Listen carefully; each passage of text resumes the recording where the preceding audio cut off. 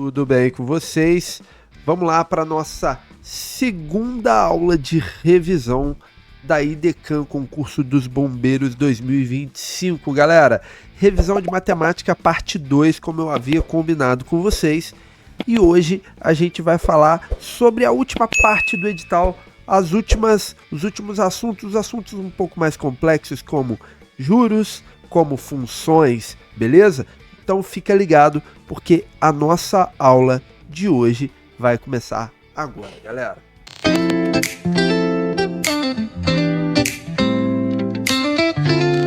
Bom, pessoal, se você está chegando aqui agora, não deixa de dar seu like, de se inscrever e ajudar a gente também, né? Beleza? Então vamos lá. A nossa aula de hoje, então, a gente vai começar falando sobre juros simples e vamos direto ao ponto, sem enrolação, galera. Bom, o que são juros simples? Vamos fazer uma breve revisão sobre esse conteúdo que é muito importante a gente relembrar e entender. O juros simples é o juros que é aplicado sempre sobre o mesmo valor, que nós chamamos de capital inicial. Não é a banda, tá? Capital inicial é o capital onde a operação se iniciou. Então, por exemplo, você foi lá e depositou R$1.000 na sua conta, tá? Numa conta poupança. Os juros da conta poupança, não é isso que acontece, mas vamos supor, ele vai incidir sobre os seus R$1.000. Porém, ele vai incidir sempre sobre os R$1.000, tá? O que eu quero dizer? No mês que vem, você não tem mais R$1.000 na sua conta. Você tem 1.000 mais os juros que rendeu no mês anterior, né? Então, vamos supor que você aplicou 1.000, mas o mês que vem você tem 1.010 ou 1.100, tá? Os juros, ele não vai ser aplicado sobre os 1.100. Nos juros simples, os juros continua sendo calculados sobre o capital inicial, que foi os R$1.000. Ah, professor, mas eu não tenho mais R$1.000, eu tenho 1.100. Exatamente. Mas ele vai continuar incidindo sobre o capital inicial. Um local onde isso é aplicado constantemente são boletos bancários. Tá? O boleto, se você tem um boleto de um carro, por exemplo, que era R$1.000 a sua prestação, você está devendo esse boleto há 2 meses. Os juros continuam sendo incididos sobre o valor da prestação, os R$1.000. Mesmo que, como já tem 2 meses, o valor da sua dívida não seja mais só 1.000. Ele continua incidindo sobre o capital inicial da dívida, que no caso é o valor original do seu boleto. Então, os boletos são exemplos onde os juros simples são aplicados, tá? Beleza? E ali no boleto, a taxa de juros aparece como mora. A multa é outra coisa, tá? É um percentual ali, mas a multa não aumenta com o passar do tempo. A mora aumenta com o passar do tempo. Então, ali é um exemplo de aplicação onde o juros simples é usado. Beleza. Mas qual é a fórmula que você precisa se atentar aqui? Você precisa se atentar a 2 fórmulas. A primeira é a fórmula do próprio juros, tá? Ou seja, os juros é igual a capital vezes a taxa vezes o tempo sobre 100, ok? Beleza? Essa aqui é a taxa onde eu calculo o valor dos juros em um determinado tempo. Essa mesma fórmula pode ser que em alguns livros você encontre ela desse jeito aqui, ó. Ok? Sem o 100. É a mesma fórmula. O que muda é que aqui, por exemplo, se a sua taxa for 10%, eu vou colocar o i como 10. Aqui, se a taxa for 10%, eu não vou usar o 10, eu vou usar o 0,1. Tá? Por quê? Aqui eu vou dividir por 100 no final. Aqui eu já dividi o 10 por 100. Essa é a diferença de uma fórmula para outra, tá? Mas tratam-se da mesma fórmula. Ok, e qual é a outra fórmula que eu preciso saber, tá? A fórmula do montante. O montante é o capital mais os juros, ok? Montante é o capital mais os juros. O que é isso? Vamos lá. Vamos supor que eu te emprestei R$ 1.000, tá? Esse é o capital. Aí eu te cobrei uma taxa de juros. Os seus juros ficou calculado em R$ 200, ok? Você tem que me pagar R$ 200? Não, cara. R$ 200 é o que você tem que me pagar de juros. Na verdade, você tem que me pagar 1.200. Isso é o montante. Montante é o capital mais os juros. Ou seja, você tem que me devolver os 1.000 que eu te emprestei, acrescidos de juros. Isso é montante, tá? Beleza? Então, esses dois conceitos são importantes nas questões que envolvem juros simples, ok? Então, vamos lá. Vamos ver uma questão aqui de aplicação de juros simples. A questão diz assim, ó, um comerciante aplicou em um fundo de investimento que opera no regime de juros simples, ó, a quantia de X reais. 8 meses depois, o investidor verificou que o montante era 1/5 maior. Ok. Calcule a taxa de juros desse fundo de investimento. Então tá, ele quer saber, ó, calcule a taxa de juros, ele quer saber quem é o I. Esse cara aqui que eu tô atrás, beleza? Bom, qual é o capital? O capital é X. Qual é o tempo? O tempo foi 8 meses. E qual é os juros? Os juros, bom, aqui ele não fala dos juros diretamente, mas ele fala dos juros. Porque ele fala que o montante é 1/5 maior. Cara, o que é 1/5 maior? Montante é capital, ó, mais juros, certo? Se o montante é 1/5 maior, significa que ele é X mais X sobre 5. 1/5 é isso aqui, né? Beleza. Se o X era o capital, esse cara aqui é os juros, cara. X sobre 5 é os seus juros, tá? Então eu vou pegar essa fórmula, tá? Capital vezes taxa vezes tempo sobre 100, ok? O capital é X. Perdão, calma aí. Aqui é juros, gente. Rapidinho. Ó, isso aqui é juros. Tá bom? Os juros é capital vezes taxa vezes tempo, tá? Então, os juros é X sobre 5 igual. O capital é X, a taxa eu não sei, tá? E o tempo é 8. Tudo isso sobre 100. Ok? O que eu vou fazer aqui, professor? Tem fração? Ai, meu Deus do céu, calma. Multiplica cruzado, tá? Para eliminar a fração, ó. 100 vezes x, 100x. Ok? Agora aqui, você vai ter 5 vezes x vezes i vezes 8. 5 vezes 8 é 40. E aqui você vai ter x vezes i, tá bom? Bom, como você quer descobrir o i, você vai deixar o i aqui sozinho. Então, você vai ter 100x, deixa o i aqui, e o que eu faço com 40x? Vai para o outro lado, só que dividindo, ok? 40x vai para lá, dividindo. Tudo bem? O que você vai fazer? Você vai cortar aqui esses x, você vai cortar o 0 do 100 com o 0 do 40, tá bom? E você vai fazer 10 dividido para 4.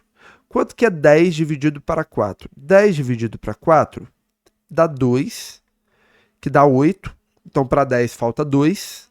Você põe uma vírgula, um 0 do lado do 2. 20 dividido para 4 é 5. Então, a sua taxa mensal de juros é de 2,5%, tá?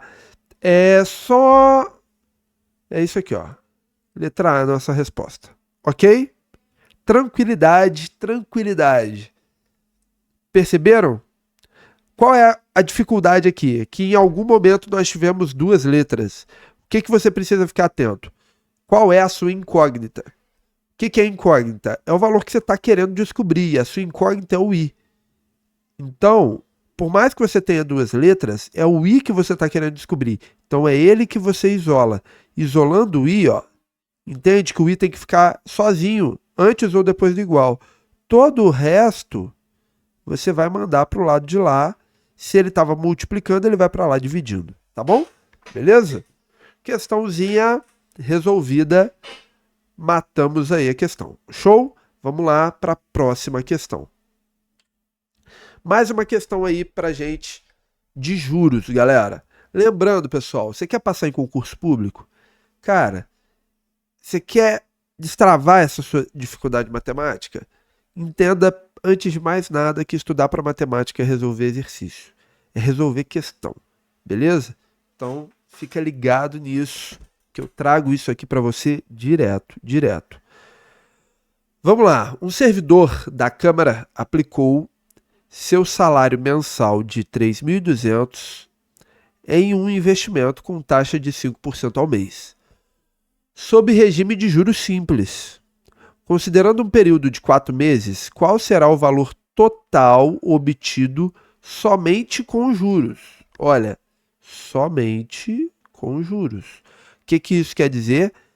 Esse total obtido pode te indicar montante, mas ele está pedindo aqui, ó, somente juros. Então ele quer saber só os juros. Juros é capital vezes taxa vezes tempo sobre 100. Juros simples é isso, certo? Então tá, qual é o capital? Capital, gente, é 3.200. Então, ó, juros é 3.200 vezes. Qual é a taxa? A taxa é 5. E qual é o tempo? O tempo é 4, certo? Então, isso tudo sobre 100. Como eu tenho aqui uma multiplicação aqui em cima, eu posso cortar esses dois zeros com esses dois aqui, né? Então, eu vou ter que os juros é 32 vezes 20 e 32 vezes 20 é 640. Pronto. 640 é o que eu ganhei só com juros. Alternativa C. Galera, fiquem muito atentos. É o seguinte. Tá vendo aqui, ó, taxa e tempo. Eles precisam dialogar, tá? O que eu quero dizer? Se a sua taxa está ao mês e o seu tempo está em ano, vamos supor que ele tivesse deixado por um ano. Você não ia poder trocar o T por 1. Você precisa trocar o T por 12, porque um ano é igual a 12 meses. Essas conversões você precisa ficar atento na hora da questão, tá? É uma das coisas que às vezes eles gostam de fazer uma pegadinha com vocês, mas vocês que se preparam comigo não caem nessa, tá bom? Beleza? Galera, questãozinha, ó. Se acertar, não pode errar esse tipo de questão. Show? Vamos lá para a próxima. Essa aqui, olha. Fabiano emprestou R$ 1.000 ao seu primo, que devolveu o valor 3 meses depois, acrescidos de juros simples de 1% ao mês. Em seguida, Fabiano aplicou o montante total recebido em uma conta de investimentos que rende juros simples de 2% ao mês por um período de 9 meses. Assim, qual foi o montante final acumulado por Fabiano ao término dessa aplicação? Tá? Observe o seguinte, o que você precisa entender? Vamos por etapas. Primeira etapa, tá aqui, ó. Fabiano emprestou R$ 1.000 a seu primo, que devolveu 3 meses depois com juros de 1% ao mês. Vamos lá. Quanto que o primo dele devolveu ao fim das contas? Primeiro, ele emprestou 1.000 a uma taxa de 1% ao mês durante 3 meses. Isso daqui gerou um juros, tá? Um juros de R$ 30. Ok? Qual é o montante que o Fabiano tem? O Fabiano agora tem R$ 1.030. Esse é o montante que o Fabiano tem. Ele tinha 1.000, emprestou, o primo dele pagou com juros, ele tem um montante de 1.030. Show? Tudo bem. Agora, o total, olha por que isso é importante. Em seguida, Fabiano aplicou o montante total. Ou seja, ele aplicou isso aqui, tá? Em um regime, em um investimento que está sobre o regime de juros simples de 2% ao mês. Então vamos lá, quanto que ele ganhou de juros agora? O capital dele é 1.030. Ele aplicou a 2% durante 9 meses. Isso daqui dividido por 100, vamos ver o que a gente vai encontrar, tá? Então o que eu vou fazer? Vou cortar um zero aqui com um zero aqui. Então eu vou ter 206 vezes 9 sobre 10, certo? Então ele tem 9 vezes 6, 54, vai 5.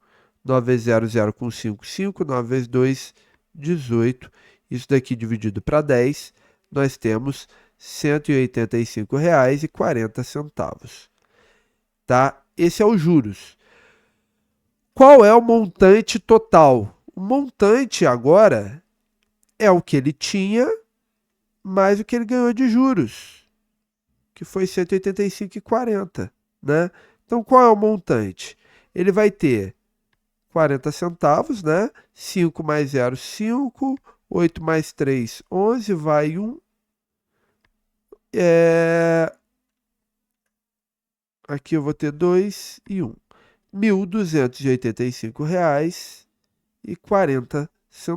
Ó. 1.200. Eita, peraí. Aqui vai dar 1.185. Perdão. De onde eu tirei 1.285? 1.215. Fiz certo e estou viajando. Aí, ó. R$ 1.215,40, letra A. Ok? Tranquilo? Resolvida a questão, né? Tá vendo? Entendem? Olha como é que a interpretação é importante. Essa parte aqui, ó, é muito importante para você não pegar os R$ 30 ou os R$ 1.000 e aplicar lá no investimento. Ele não tem mais 1.000. O montante dele é 1.030. Fiquem atentos à interpretação que a questão está gerando. Beleza? Tranquilo? Muito bom, galera. Agora, a gente vai avançar um pouquinho na nossa preparação, né? Na nossa revisão e vamos falar sobre juros simples. Bom, o que é... Eita, vamos falar... Agora a gente vai avançar um pouquinho aqui na nossa revisão e nós vamos falar sobre função do primeiro grau, ou também conhecida como função afim, tá? Bom, vamos lá. Função afim ou função do primeiro grau. Galera, o que nós temos aqui para falar sobre isso? Bom, a função do primeiro grau é uma função em que eu vou ter esse tipo de expressão algébrica, ou seja, prestem bem atenção, o A e o B são números. Por exemplo, eu tenho aqui y igual a 3x mais menos 8, tá? O A é um número que está junto do x, ele multiplica o x. No caso, meu A é 3, meu B é menos 8, tá? Posso ter assim, ó, f de x é menos x mais 3, tá? Quem é meu A? Meu A é menos 1, é quem está multiplicando x. Meu B é 3, tá bom? Isso daqui é uma função do primeiro grau. Por quê? Porque o x, que é a minha variável independente, está elevado a 1. Se tivesse elevado a 2, o maior expoente fosse 2, eu teria uma função do segundo grau. Se a minha maior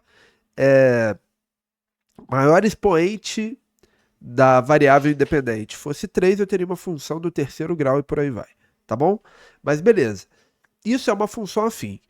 Característica. Isso daqui é a representação algébrica, é a lei de formação dela. Mas ela também pode ser representada por reta, tá? Pelo gráfico. toda função tem uma representação algébrica e geométrica. A representação geométrica é o gráfico. E aí, na geométrica, eu posso ter uma reta assim e eu posso ter uma reta assim, tá? Lembrando, para ela ser assim, o A precisa ser positivo, ou seja, maior do que zero. Para que ela seja assim, o A precisa ser negativo, ou seja, menor do que zero. Tranquilo? Beleza? Tá? Lembrando que o A, ele vai receber, ele é conhecido como coeficiente angular, tá? Por quê? Porque a função dele é indicar a inclinação da reta. Se a reta está inclinada para cima ou para baixo, quanto maior é o A, mais inclinada a reta está, tá? Quanto menor for o A, menos inclinada a reta está. Então, ele é o coeficiente angular, mas ele também é conhecido como taxa de variação, ok? Agora, o B, ele é conhecido como coeficiente linear. O que isso significa? Tá? É o B que mostra onde a minha reta corta o eixo Y, tá? Então, ó, onde a reta encontra o eixo Y é exatamente o valor do B. Por exemplo, nessa função, eu vou ter uma reta parecida com essa, por quê? Porque o meu A é positivo, então minha reta é crescente, mas ela também corta o eixo Y no menos 8, então abaixo aqui do zero. Então é como se aqui fosse o menos 8, tá vendo? Beleza? Então, são informações aí que a gente precisa saber lidar. Bom, como que isso é aplicado e como que isso aparece para a gente em concurso? Vamos a essa resposta. Para isso, eu separei aqui questões da própria IDECAM, que é a banca que vai te examinar nesse concurso dos Bombeiros 2025, tá? E essa questão diz assim, ó: Marcos e Gabriela têm juntos R$ 760. Sabendo que Marcos possui 1/3 do valor que Gabriela detém, o montante que ela tem é... Então, essa questão, a gente vai ter que transformar, equacionar essa situação, tá? Bom, como que eu vou fazer isso? Eu vou fazer o seguinte, eu vou chamar o valor que Marcos tem de M e o que Gabriela tem de G, tá? Juntos, ou seja, somados, eles têm R$ 760, ok? Porém, é dito aqui que o Marcos possui 1/3 do valor de Gabriela, ou seja, 1/3 é o valor da Gabriela dividido para 3, tá? Isso daqui é o valor do Marcos. O que você vai fazer? Isso aqui, você vai trocar aqui, ó, no M. Ao invés de escrever M mais G, eu vou escrever G sobre 3 mais G. Ah, por que, professor? Porque aqui está falando que M é igual a G sobre 3. Então, ao invés de escrever o M, eu posso escrever G sobre 3. Mas por que isso? Com o intuito de fazer com que a minha equação tenha uma única letra, né? E eu estou escrevendo, aqui eu estou com M em função de G. É uma função isso aqui. Bom, o que eu vou fazer agora? Professor, tem fração. Calma. Tá vendo que só ela tem fração? Multiplica por 3. Se você multiplicar por 3, você vai ter 3G sobre 3. O 3 de cima corta com 3 de baixo, né? Então, eu vou ter só aqui G. Só que eu tenho que multiplicar todo mundo. Então, 3 vezes G sobre 3 é G. 3 vezes G, 3G. E 760 vezes 3, eu vou ter 3 vezes 0, 0. 3 vezes 6, 18, vai 1. 3 vezes 7, 21, com 1, 22. Logo, 4G é igual a 2280. Logo, G é 2280 dividido para 4. Pensa comigo, quanto que dá isso? Ó, 22 para 4 é 5, né? 5 vezes 4 é 20, para 22 falta 2, abaixo 8. 28 para 4 dá 7, sobra 0, abaixo 0, tá aqui, ó. Bom, galera, então observa que se Gabriela tem 570, quanto então vai ter o Marcos? Lembrando que o Marcos tem 1/3 do valor da Gabriela, né? Olha aqui, ó. O Marcos é o valor da Gabriela, tem o valor que a Gabriela tem, dividido para 3. Logo, se você dividir isso para 3, você vai encontrar 190. Cara, tá aqui, ó. Esse é o valor do Marcos. Agora, posso te dar uma dica que pode facilitar bastante a sua conta em situações como essa. Você fala assim, professor, tá, eu não sei se eu saberia fazer isso. Então tá. Você entendeu que se Marcos tem um terço do que Gabriela tem, significa que a Gabriela tem 3 vezes o valor que Marcos tem? Ok. Então, se você entendeu isso, e esse daqui fosse o valor do Marcos, você saberia que o valor da Gabriela é 3 vezes isso. E 3 vezes isso dá 810. Observe que 270 com 810 não é 760. É bem mais, né?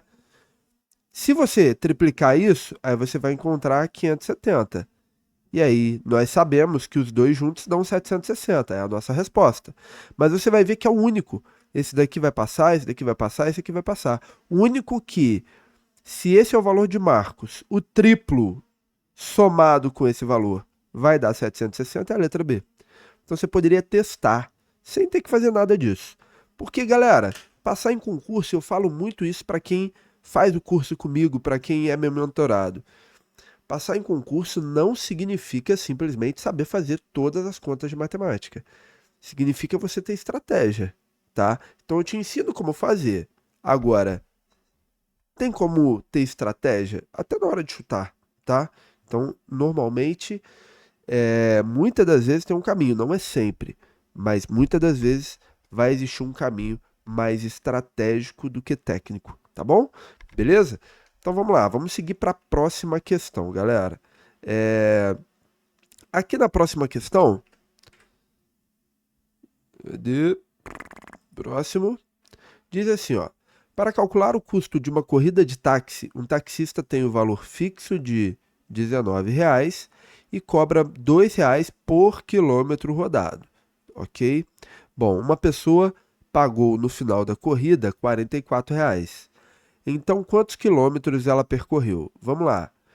Aqui você pode montar a função que determina o valor da sua corrida. Então, o valor em função dos quilômetros rodados, eu vou chamar o quilômetro rodado de x, tá? O valor em função da quantidade de quilômetros que eu rodo, ele é dado por um valor fixo mais R$ 2 por quilômetro, ou seja, 2 vezes a quantidade de quilômetros. Se eu rodar 10 quilômetros, eu vou fazer 2 vezes 10 e somar com 19. Eu vou ter o valor que eu vou pagar no final. Então, essa daqui é a minha função dessa situação. Uma pessoa pagou 44, o valor pago foi R$ 44. Eu quero saber quantos quilômetros essa pessoa tem que rodar para conseguir ter que pagar R$ 44, tá? Então vamos lá. Sabendo disso, isso daqui virou uma equação.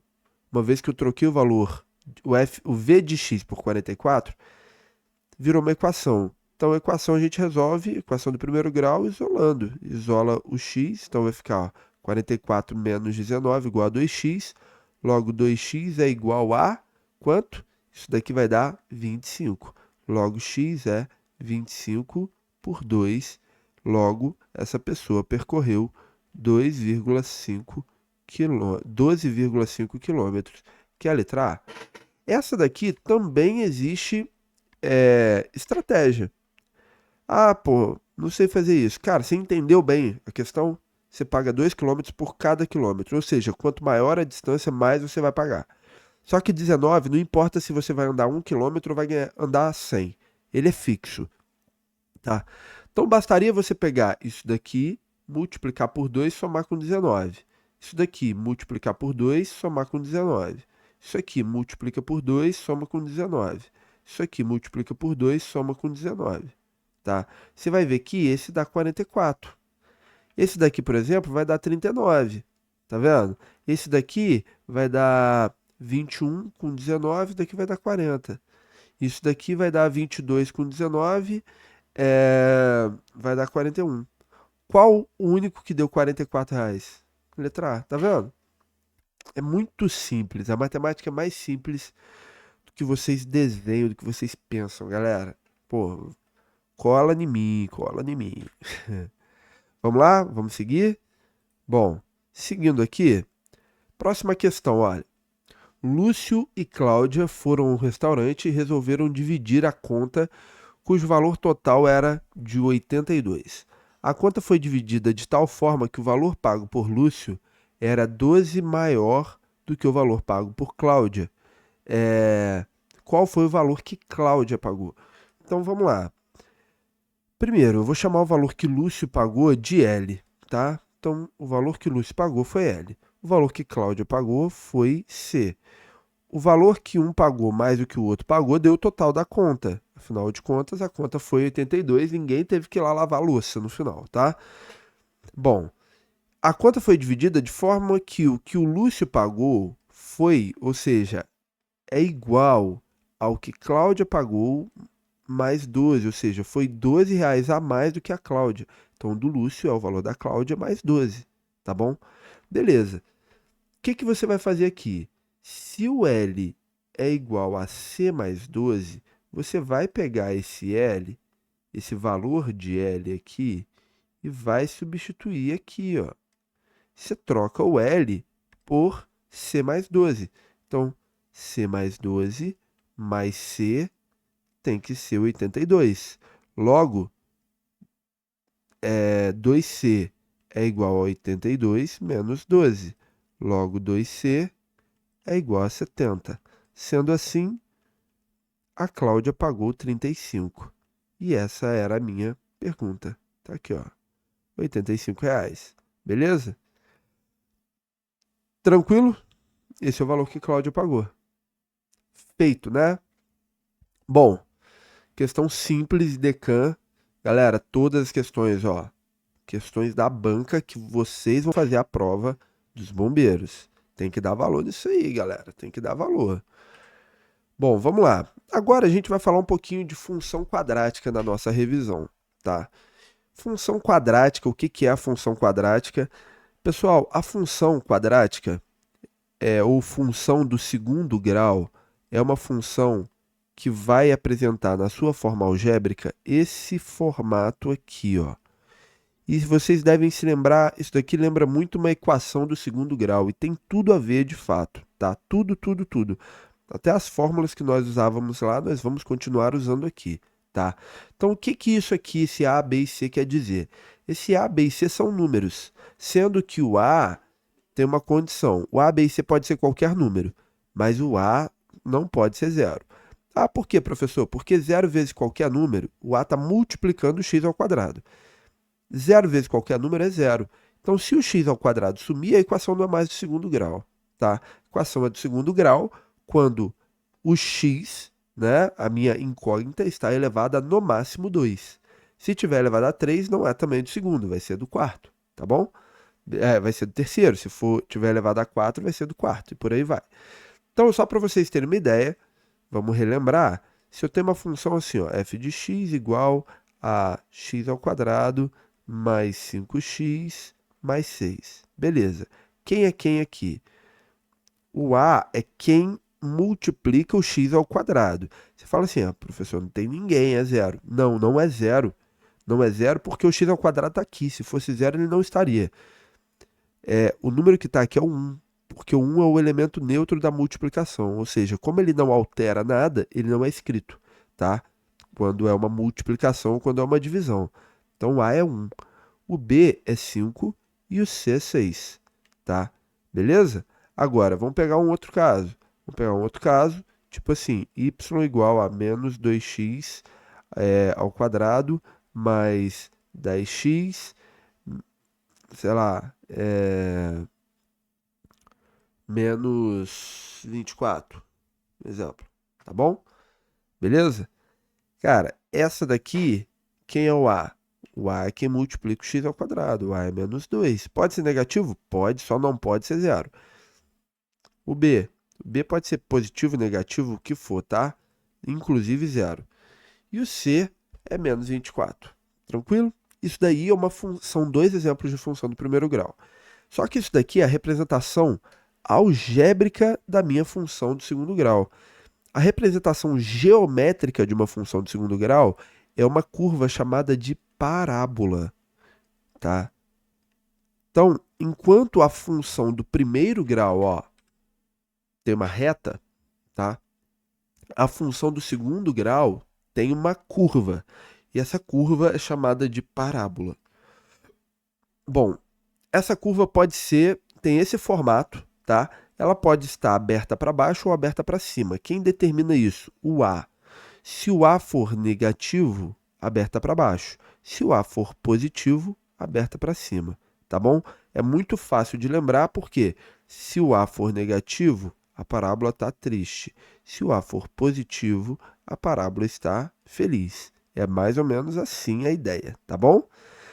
E aí, ela vai ter alguns pontos importantes que nós vamos falar daqui a pouco, que é, por exemplo, o vértice da parábola, que é o ponto mais alto ou mais baixo dela, tá? Eu tenho o ponto C, esse ponto de encontro do eixo Y com o gráfico, ele é exatamente o valor do C. Então, por exemplo, nessa equação aqui, eu teria uma concavidade aberta para cima, porque meu A é positivo, então seria assim. E ele ia encontrar o eixo Y na altura de quem? Na altura do 6. A altura aqui seria 6. Beleza?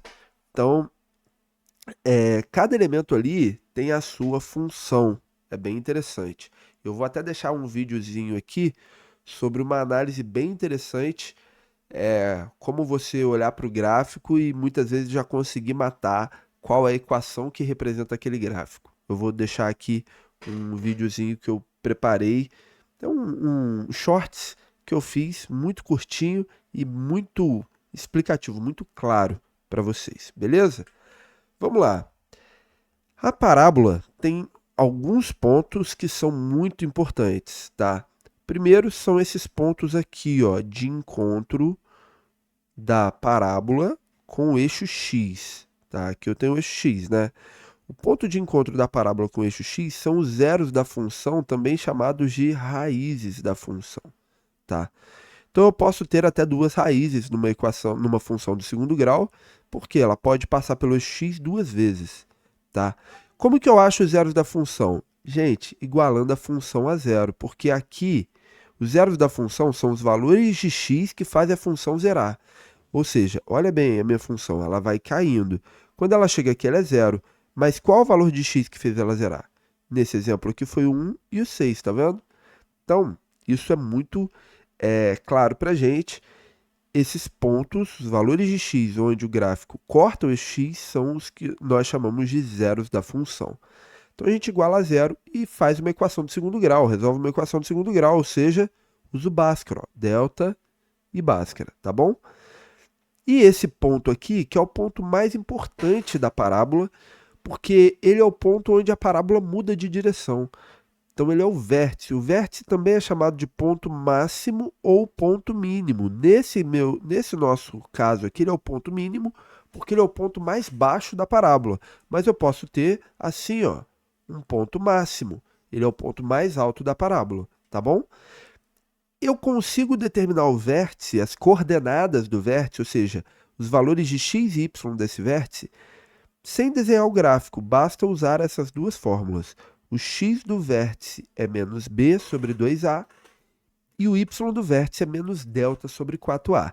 Galera, sempre que você, ou 90% das vezes que a gente falar sobre máximo ou mínimo, a gente vai cair numa função de segundo grau, tá? É muita. Em 90% dos casos isso vai acontecer. Beleza? Vamos ver na prática como que isso se aplica? Vamos lá. Eu tenho aqui, olha, o produto das raízes da equação quadrática é f de x igual a x ao quadrado mais 3x menos 10 é igual a quanto? Então aqui eu vou fazer de um modo tradicional, mas eu tenho um conteúdo para passar para vocês aqui, tá? Para a gente incrementar sobre tudo que foi dito. Bom, o que você precisa fazer assim? Aqui, produto, gente, é a multiplicação. Multiplicação de quem? Das raízes da função. E nós acabamos de falar que as raízes da função são os valores de x que fazem a função ser igual a zero. Então, o que você vai fazer? Você vai pegar a sua função, ok? E vai zerar. Você precisa descobrir os valores que estão aqui que vão fazer essa função zerar. Então, você vai pegar, vai aplicar na fórmula de Bhaskara, ó, b ao quadrado menos 4ac, então delta é, o valor do b é 3, tá vendo? Ó, 3 ao quadrado, menos 4 vezes o a é 1 e o c é menos 10.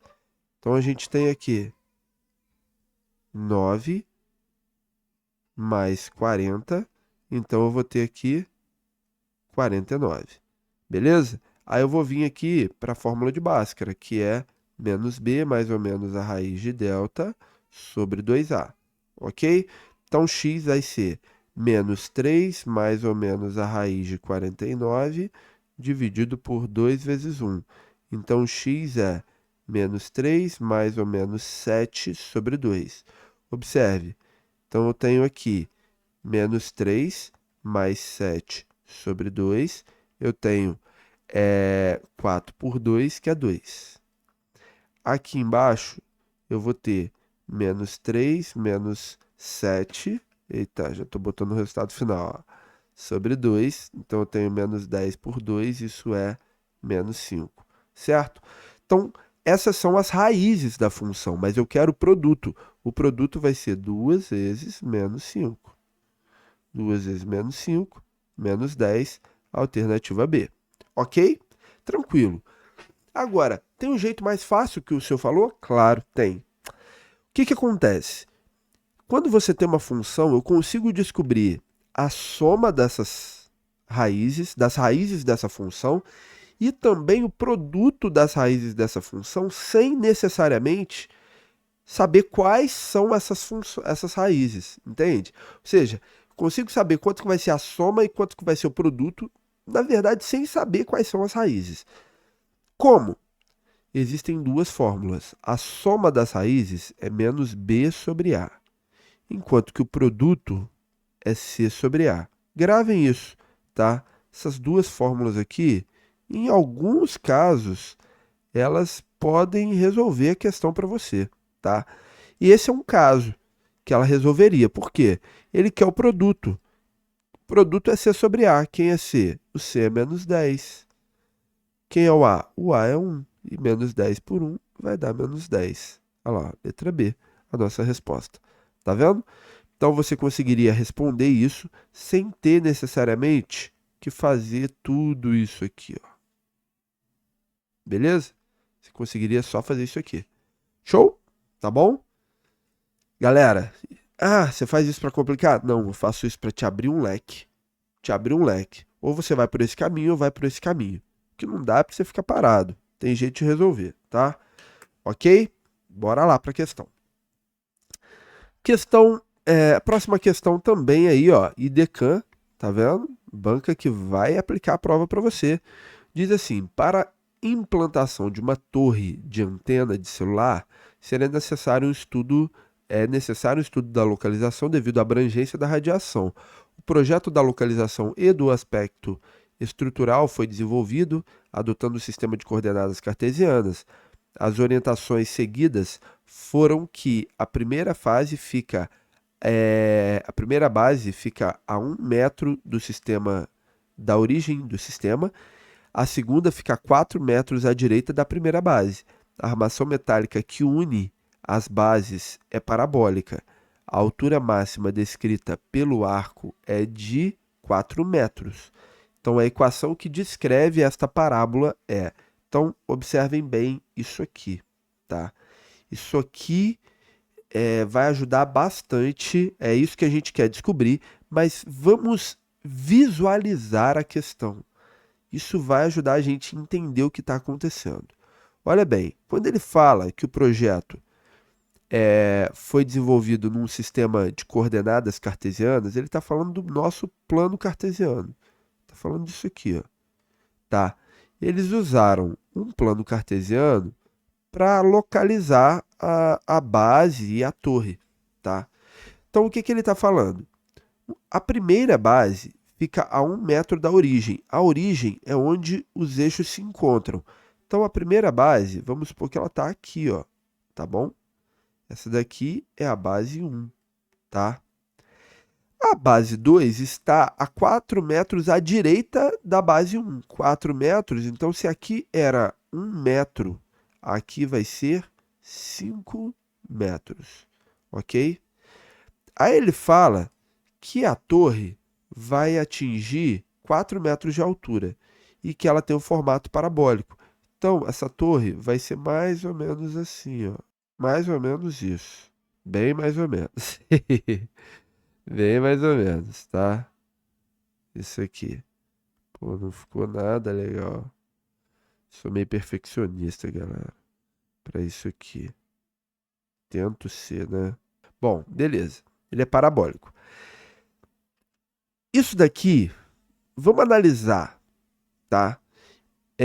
Ele fala que vai estar a 4 metros. Então, olha bem. Esse cara, o ponto mais alto, é o vértice.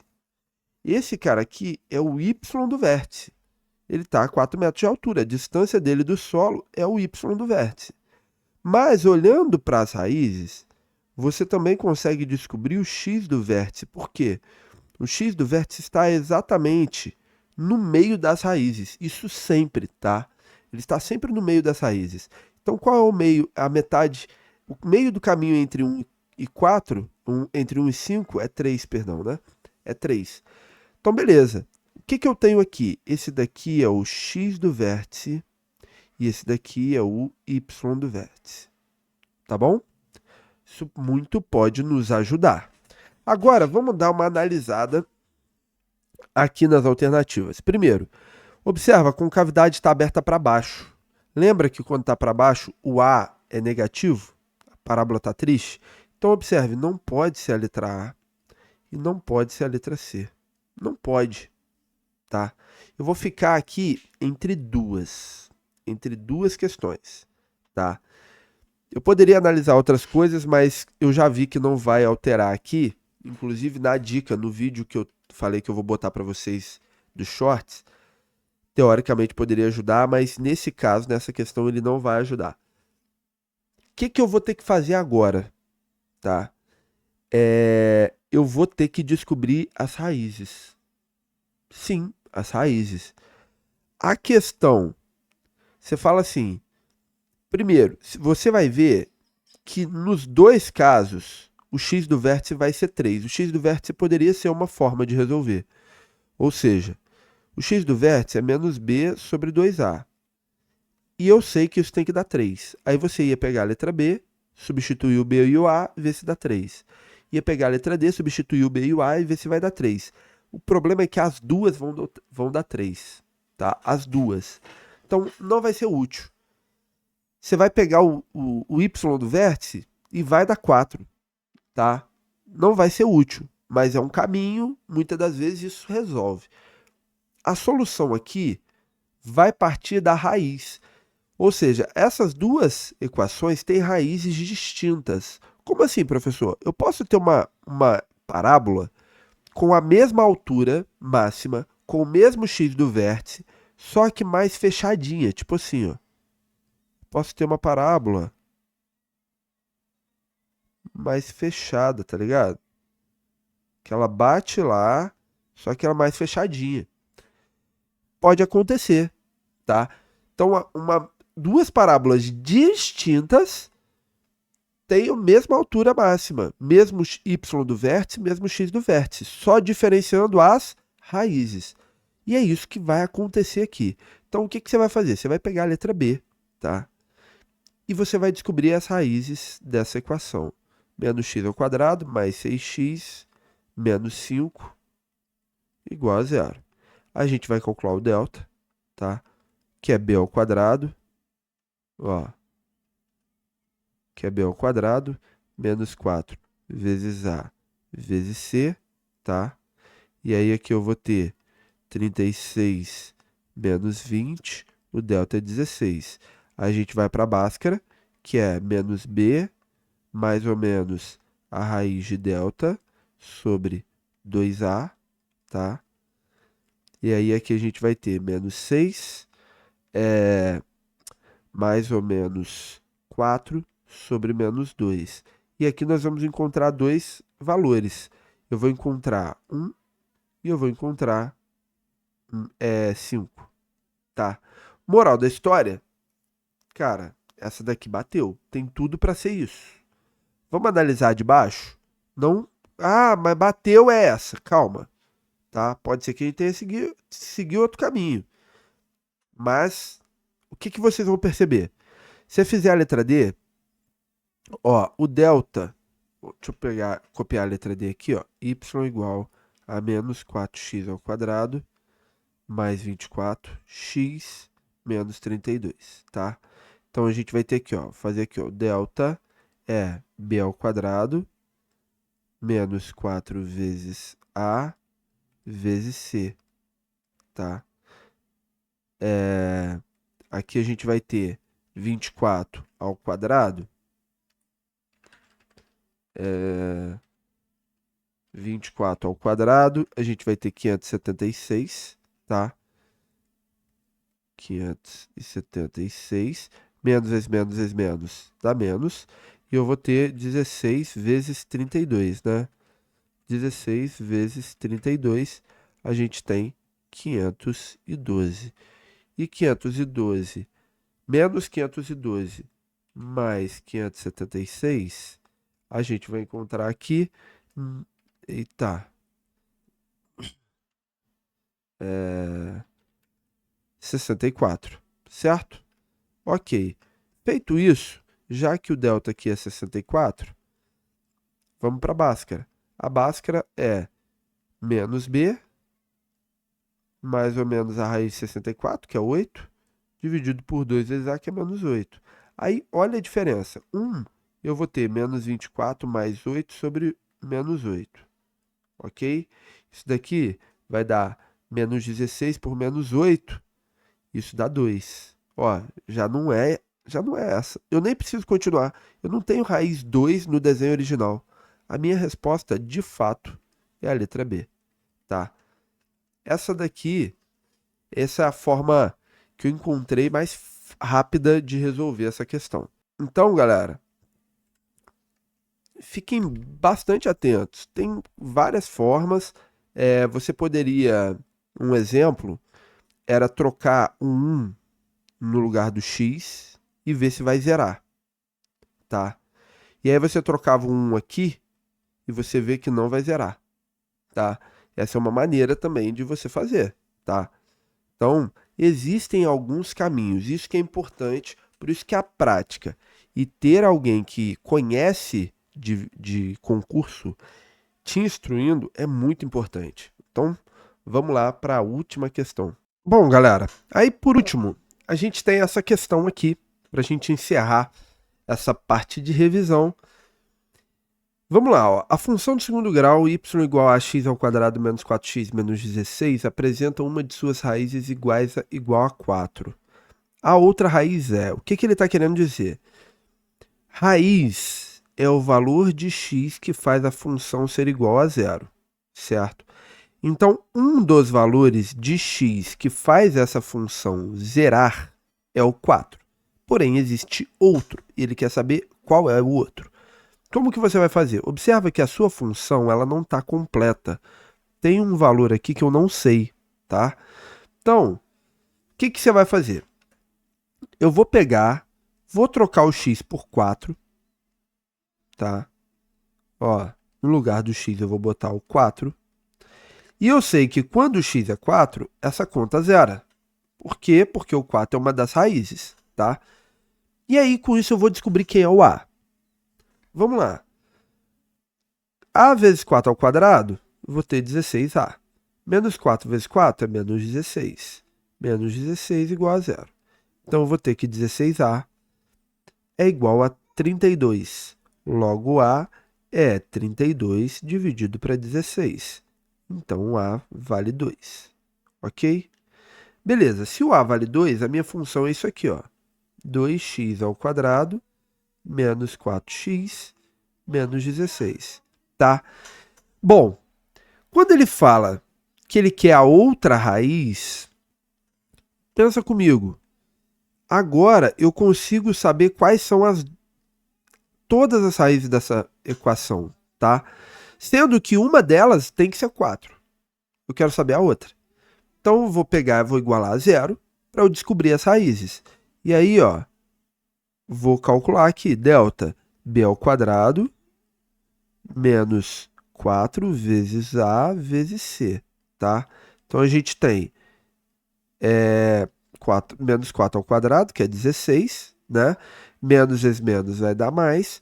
4 vezes 2, 8. 8 vezes 16, a gente vai ter aqui 128, certo? 128 com 16, eu vou ter aqui 144. Tudo bem? Vamos lá para a Bhaskara. Bhaskara é menos B, mais ou menos a raiz de delta, dividido por 2 vezes A. Então, eu tenho menos e menos dá mais, a raiz de 144 é 12, e 2 vezes 2 é 4. Quais são as raízes? Eu vou ter 4 mais 12 sobre 4, que é 16 por 4, e é 4. Só que essa eu já sabia. Ó, essa era o 4. A outra vai ser 4 menos 12 por 4. Isso é menos 8 por 4 e é menos 2. E essa é a raiz que eu estava procurando, alternativa D. Tranquilo? Beleza? Professor, tem outra forma de resolver? Tem outra forma. Qual é a outra forma? Pega cada um dos valores, troca por x. Troca o x por 1. Se não der 0, não é. Troca o x por menos 1. Se não der 0, não é. Troca por 2. Se não der 0, não é. Vocês vão ver que o único que vai zerar é o menos 2. Também é uma das maneiras de resolver essa questão. Show, galera? Pessoal, espero que vocês tenham gostado da nossa revisão, gostado das aulas e mantenham a gente informado sobre os resultados, beleza? Mantenham a gente informados. Tá aí a nossa revisão IDECAN para o concurso dos bombeiros 2025, galera. Beleza? Mais uma vez, obrigado pela confiança. Um forte abraço para vocês. Continue acompanhando a gente, já que você quer a sua aprovação, quer chegar ao seu tão sonhado cargo público. Eu posso te ajudar nisso aqui. Beleza? Forte abraço, pessoal. Até a próxima.